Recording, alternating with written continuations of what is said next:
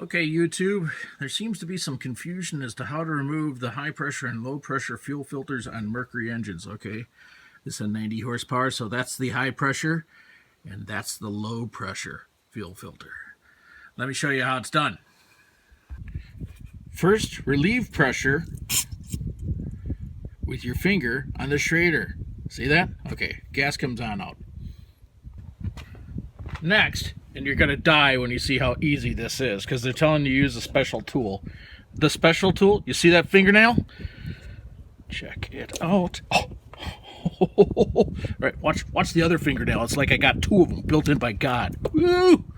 Okay, and then how do you the low pressure works the same way.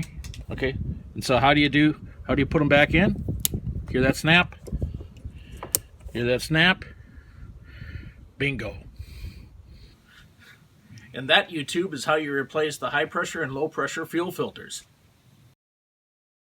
If you enjoyed this video, give me a thumbs up. If you like my channel, then subscribe. I'll see you around next video. See you, YouTube. Bye-bye.